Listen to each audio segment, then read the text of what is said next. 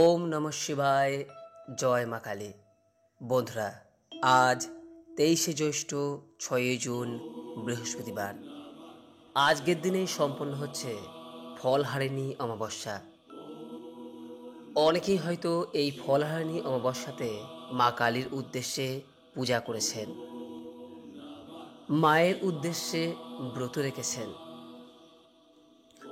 বন্ধুরা, আপনি যদি এই ফলহারিণী অমাবস্যায় মায়ের পূজা করে থাকেন বা ব্রত রেখে থাকেন, তাহলে এই ফলহারিণী অমাবস্যার ব্রত কথাটি একবার হলেও শ্রবণ করা প্রয়োজন। এই ব্রত কথাকে বট সাবিত্রী ব্রত কথাও বলা হয়। যদি কোনো কারণে আপনি এই ফলহারিণী অমাবস্যার ব্রত বা পূজা নাও করতে পারেন, কেবলমাত্র এই ব্রত কথাটি শ্রবণ করে মায়ের উদ্দেশ্যে একটি প্রদীপ প্রজ্বলন করে যে কোনো একটি ফল নিবেদন করতে পারেন, তাতেও এই ফলহারিণী অমাবস্যার ব্রতের পূর্ণ ফল অনেকাংশে লাভ করা যায়। আশা করি দর্শক বন্ধুরা, এই ফলহারিণী অমাবস্যার ব্রত কথা তথা বট সাবিত্রীর ব্রত কথাটি শ্রবণ করে আপনাদের ভাল লাগবে। শুরু করছি ফলহারিণী অমাবস্যার ব্রত কথা। ওম নমো সর্বমঙ্গলা মাঙ্গল্যে শিবে সর্বার্থ সাধিকে শরণ্যে ত্রম্বকে গৌরী নারায়ণী নমস্তুতে। জয় মা কালী। বহু প্রাচীনকালে মন্দ্রদেশে অশ্বপতি নামে এক নিষ্ঠাবান রাজা ছিলেন। এই রাজার পুণ্যের ফলে একদিন দেবর্ষি নারদ তার রাজসভায় এসে উপস্থিত হলেন। সেই সময় রাজা অশ্বপতি খুবই চিন্তিত ছিলেন। নারদ রাজাকে তার চিন্তার কারণ জিজ্ঞাসা করলেন। রাজা বললেন, আজ কিছুদিন হলো মন্ত্রী ও সৈন্য সামন্তদের সঙ্গে দিয়ে সাবিত্রীকে দেশ ভ্রমণে পাঠিয়েছি, কিন্তু কোনো খবর না পাওয়ায় চিন্তা হচ্ছে। নারদ তখন বললেন, কিন্তু মা সাবিত্রীর বিয়ের কি ব্যবস্থা করেছেন মহারাজ? মহারাজ তখন দীর্ঘ নিঃশ্বাস ফেলে বললেন, আমি তার জন্যই তাকে দেশ ভ্রমণে পাঠিয়েছি। সে নিজেই পছন্দ করুক কোথায় সে বিবাহ করতে চায়। ঠিক এমনই সময় মন্ত্রী রাজসভায় এসে রাজাকে জানালেন, মা সাবিত্রী ফিরে এসেছেন। মন্ত্রী বললেন, দেবর্ষি, আমরা বহু দেশ আর নগর পরিভ্রমণ করে এসেছি। বহু রাজা মহারাজা মা সাবিত্রীকে দেখে খুবই মুগ্ধ হয়েছেন, কিন্তু আশ্চর্যের বিষয় এই যে মা সাবিত্রীর বর সহজে কোথাও খুঁজে পাওয়া যায়নি। শেষে অন্ধ রাজা দুমন্ত সেন তার রাজ্য হারিয়ে যে বনে বাস করেছেন, আমরা সেখানে গিয়ে উপস্থিত হই। মা সাবিত্রী রাজরানীর কাছে আদর পেয়ে খুবই মুগ্ধ হন এবং শেষে তাদের একমাত্র ছেলে সত্যবানকে তার স্বামী হিসেবে মনোনীত করেছেন। নারদ মন্ত্রীর শেষ কথাটা শুনে চিন্তিত হয়ে উঠলেন। বললেন, মা সাবিত্রী ভালো কাজ করেননি। সত্যবান রাজপুত্র হলে কি হবে, তার আয়ু যে খুবই কম। সত্যবানের সঙ্গে বিয়ে হলে 1 বছর পরেই সাবিত্রীকে বিধবা হতে হবে। রাজা অশ্বপতি নারদের এই কথা শুনে তখনই সাবিত্রীকে সভায় ডেকে আনলেন। বললেন, মা সাবিত্রী, তুমি তোমার মত পরিবর্তন করো মা। দেবর্ষির মুখে শুনলাম যে সত্যবানের আয়ু খুবই কম, তার হাতে তোমাকে দিলে তোমাকে বৈধব্য যন্ত্রণা ভোগ করতে হবে। আমি তা দেখতে পারবো না।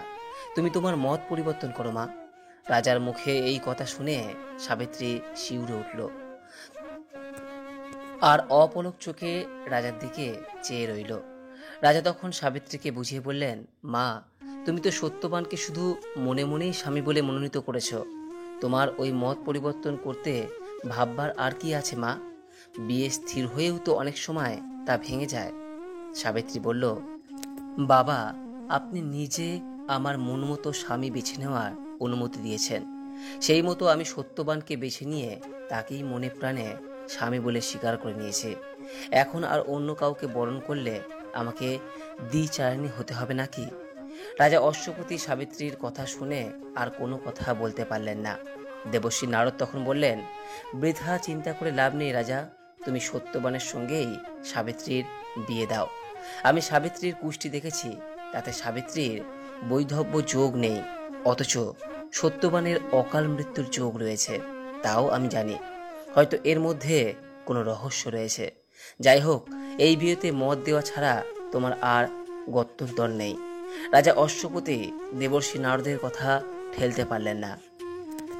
রাজা দুম্মত সেনের সঙ্গে দেখা করে সত্যবানের সঙ্গেই সাবিত্রীর বিয়ে দিয়ে দিলেন। রাজা দুম্মত সেন ও রানী সাবিত্রীকে বউ পেয়ে খুবই সুখী ও আনন্দিত হলেন। সাবিত্রীও খুব যত্নের সঙ্গে শ্বশুর শাশুড়ির সেবা করতে লাগলেন। এই করে ক্রমে 1 বছর পূর্ণ হলো। সাবিত্রী সারা বছর ধরে দিন গুনতে লাগলো। অবশেষে জ্যৈষ্ঠ মাসের ফলহারিণী অমাবস্যার দিন এলো। সাবিত্রী সত্যবানের বিবাহ 1 বছর পূর্ণ হলো। পরিবার ও স্বামীর কল্যাণার্থে সাবিত্রী এই দিন ব্রত রাখল। সাবিত্রীর মন এই সময় খুবই চঞ্চল হয়ে উঠল। সে যেন কিছুতেই নিজের মনকে স্থির রাখতে পারছিল না। একটা যেন কোনো অমঙ্গলের ভয়ে সে খুবই অস্থির হয়ে পড়তে লাগলো। শেষে সাবিত্রী তার শ্বশুর শাশুড়িকে গিয়ে বলল যে সে তার স্বামীর সঙ্গে আজ বনে যেতে চায়। শাশুড়ি বললেন, তুমি তো উপোস রয়েছ, এই অবস্থায় কি করে বনে যাবে? কিন্তু সাবিত্রী জিদ ধরল যে সেই দিনই সে বনে যেতে চায়। শেষে শ্বশুর শাশুড়ি বাধ্য হয়ে তাকে যাবার অনুমতি দিলেন। এরপর কাঠ আনবার জন্য একটি ঝুড়ি ও কুড়ুল নিয়ে সাবিত্রী সত্যবানের সঙ্গে বনে গিয়ে উপস্থিত হলো। সত্যবান একটি বট গাছের উপরে উঠে কাঠ কেটে নিচে ফেলতে লাগলো। সাবিত্রী কাঠগুলো কুড়িয়ে কুড়িয়ে তুলছে। এমন সময় হঠাৎ সত্যবান চিৎকার করে বলল, সাবিত্রী, সাবিত্রী, আমাকে ধরো, আমার মাথায় অসহ্য যন্ত্রণা হচ্ছে। এই কথা বলতে বলতে সত্যবান গাছ থেকেই পড়ে গেল। সাবিত্রী তখনই ছুটে গিয়ে তার মাথাটা কোলে তুলে নিল এবং সেই বট গাছের তলায় বসে রইল। সাবিত্রী দেখল যে সত্যবানের শরীর ঠান্ডা হিম হয়ে গেছে, তার শরীরে আর প্রাণ নেই। তখন সাবিত্রী আর ধৈর্য ধরতে পারল না, চিৎকার করে কাঁদতে লাগলো। ক্রমে সন্ধ্যা উত্তীর্ণ হলো। আর ঠিক সেই সময় এক নীল বর্ণ মূর্তির আবির্ভাব হলো সাবিত্রীর সামনে। সাবিত্রী সেই মূর্তিকে দেখে জিজ্ঞাসা করলেন, কে আপনি? নিশ্চয়ই কোনো মহাপুরুষ আমাকে সাহায্য করতে এসেছেন। তখন সেই মূর্তি বলল, পৃথিবীতে আমি ধর্মরাজ যম নামে পরিচিত। মৃত্যুর অধিপতি আমি। নিয়তি ও কর্মফল অনুসারে জীবের মৃত্যু হয় এবং তার প্রাণ গ্রহণ করবার জন্য আমাকে আসতে হয়। কর্মফল অনুসারে সত্যবানের মৃত্যুর সময় হয়েছে। তুমি সত্যবানের দেহ মাটিতে নামিয়ে দিয়ে দূরে সরে যাও, আমি ওর প্রাণ নিয়ে চলে যাব। সাবিত্রী তখন স্বামীর দেহ মাটিতে নামিয়ে দিয়ে দূরে সরে দাঁড়ালো। ধর্মরাজ যম তখন সত্যবানের দেহ স্পর্শ করে তার প্রাণ পুরুষটিকে সঙ্গে নিয়ে দক্ষিণ দিকের পথে অগ্রসর হলেন। যমরাজকে কিছু না জানিয়ে সাবিত্রীও চলল তার পেছনে পেছনে। কিছু দূর গিয়ে যম দেখতে পেলেন সাবিত্রীও তার পিছু পিছু আসছে। তখন যম বললেন, সাবিত্রী, তুমি কেন আসছো আমার সঙ্গে? আমি যেখানে যাব সেখানে মানুষ যেতে পারে না, যাও, তুমি ঘরে ফিরে যাও। সাবিত্রী তখন বললেন, হে দেবতা, আমার ঘর আর রইল কই? যাকে নিয়ে আমার ঘর তাকেই তো আপনি নিয়ে যাচ্ছেন, তাই আমাকেও সঙ্গে যেতে হচ্ছে। স্বয়ং ধর্মরাজ হয়ে আপনি তো নিশ্চয়ই জানেন যে পতি সতীর ধর্ম এবং আশ্রয়।